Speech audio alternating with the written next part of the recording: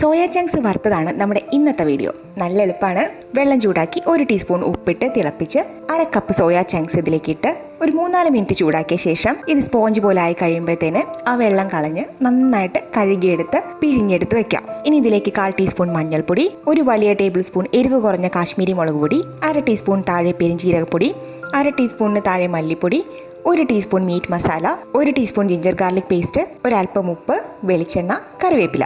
ഇത്രയും നന്നായി തിരുമ്മി യോജിപ്പിച്ച ശേഷം പാനിൽ ഒരു 3 ടേബിൾ സ്പൂൺ എണ്ണ ചൂടാക്കി സോയ ചങ്ക്സ് എല്ലാം ഇട്ട് ഷാലോ ഫ്രൈ ചെയ്തെടുക്കാം. ഇതിന് ഒരുപാട് ഓയിൽ വേണ്ട കേട്ടോ. ഇത് ഓയിൽ കുടിക്കും പെട്ടെന്നേ. ഒരു സൈഡ് മൊരിയുമ്പോഴത്തേനും നമുക്ക് മറിച്ചൊക്കെ ഇട്ട് കൊടുക്കാം. നന്നായിട്ടൊന്ന് മിക്സ് ചെയ്ത് കൊടുക്കാം.